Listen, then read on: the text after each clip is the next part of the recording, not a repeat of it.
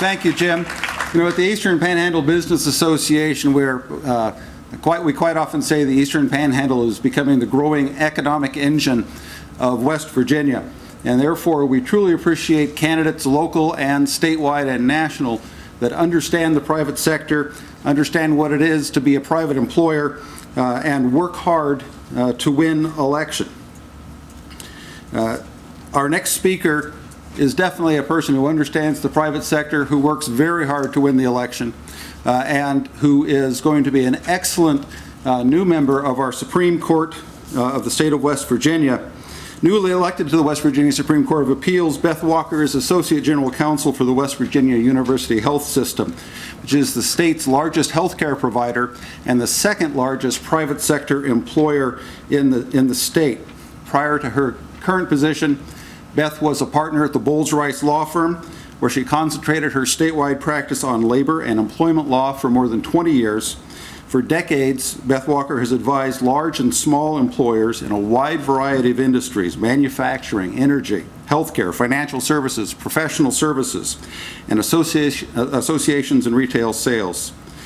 And she has a great amount of experience representing higher education entities, another issue of importance to the business community, municipalities, counties, and boards of education. It is my honor to introduce to you our next Associate Justice of the West Virginia Supreme Court of Appeals, a great candidate and a good American, Beth Walker. Thank you very much. Thank you for that very generous introduction. I know you have a lot of business to attend to today in terms of moving West Virginia forward and talking about policy initiatives, but I just wanted to take a moment to talk a little bit about the election that happened on May 10th and my gratitude for the help of folks in this room and around the state, and tell you how honored I am to have been elected the very first nonpartisan Justice of the Supreme Court of West Virginia.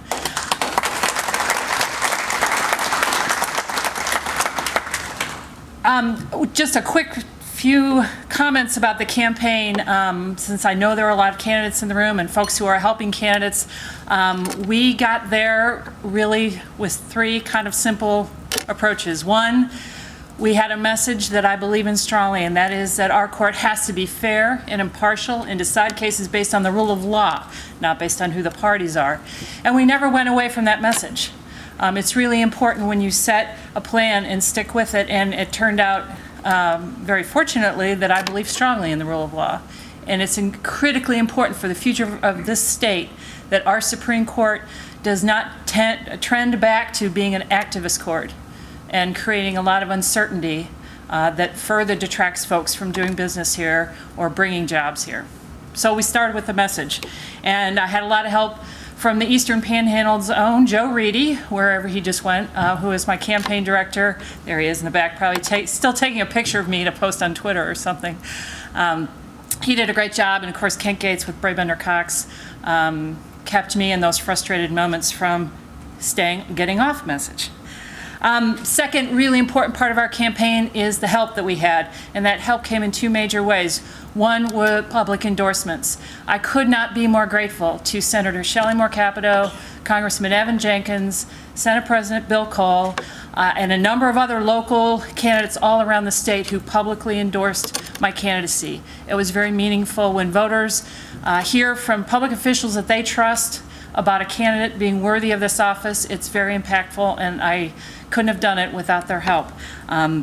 I had a lot of endorsements here from local public officials, and I'm afraid if I list you, I'll forget someone. So please, you know who you are, and I just am very grateful for that. The second way we had help were the endorsements of organizations like the West Virginia Business and Industry Council and many, many others, the Hospital Association, West Virginians for Life, the Medical Association. I can't list them all. There were a whole lot of people I wasn't allowed to talk to for the last 4 or 6 weeks of the campaign.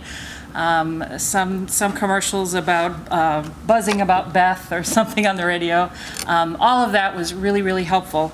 We ran a strong campaign to put us in a position that when others decided that this was an important race that they wanted to weigh in on in the form of independent expenditures, over which of course we had no control, we were positioned to benefit from it. And I couldn't again, we couldn't have done it without all of that assistance. And then the third part of this campaign, very simple, shoe leather.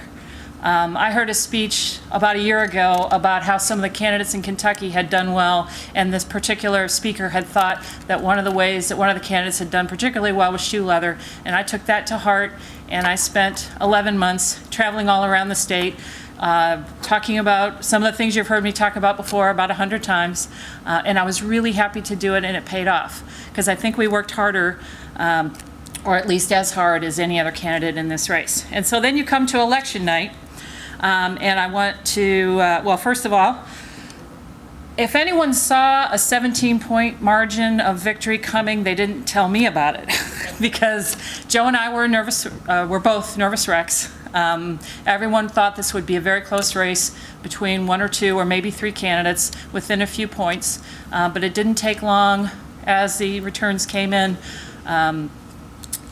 to see that it was going to be a fairly decisive victory and not nearly as late a night as I had anticipated. We won 39 of 55 counties, 40% of the vote, 17 points ahead of the next candidate. But I want to tell you about a few numbers that speaks to this issue of attention paid to the Eastern Panhandle and North Central West Virginia.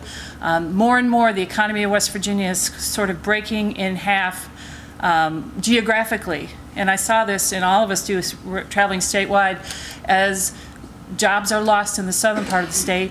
And fortunately, the Eastern Panhandle, fortunately, North Central West Virginia continues to grow. And people in this part of the state and the northern part of the state, I think sometimes feel, and I know this from living in Morgantown, that the folks in Charleston aren't always listening, or they don't at least perceive that they're listening. And I think some of that came through in our numbers, and I'll share with you just a couple of things about that. Jefferson County, right here in Jefferson County, I earned 49% of the vote in this race, and that was 30 points ahead of the next candidate. In Berkeley County, I earned 45% of the vote. The next candidate was 18%. In Morgan County, I earned 49% of the vote. The next candidate was 28%. Going over to the North Central, of course, Monongalia, I had a little bit of a mailbox advantage, they call it, I guess, in politics.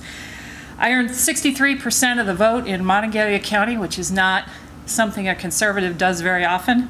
And the next candidate had 16% of the vote. Similarly, in Marion County, 52% of the vote I earned. Next candidate was 19%. And across the northern part of West Virginia, a lot of that, I think, were folks speaking about maybe being interested not only in the message that I had, but someone who understands the issues of the entire state and not just Charleston. And that's not a slight to anyone here from Kanawha. I spent 22 years in Kanawha County, and as it turns out, I'm going back. Thank you. But I think we need to be cognizant of the issues of all around the state and not just one part. So I will continue to do that. I was asked to say a brief word about the intermediate courts as an issue. During the campaign, I talked about this. Of course, our legislature, our Constitution gives our legislature the authority to create a court, like an intermediate court. I will be confident in whatever good judgment the legislature uses on this. I'm not opposed to an intermediate court. I'm concerned about the budgetary limitations, particularly now with the flood relief that is going to be absolutely necessary in so many counties to rebuild the communities in those 12 affected counties. So on the intermediate court, if there's a way to do it budgetarily and it makes sense, I'm happy to be part of the conversation or not. I'm certainly not going to legislate from the bench, but I'm happy to have conversations and figure out if there's a better way to make our court system even, I don't want to say great again, to make our court system really just adhering to the rule of law and not an impediment to the growth of West Virginia in the future. So thank you for the opportunity to be here today.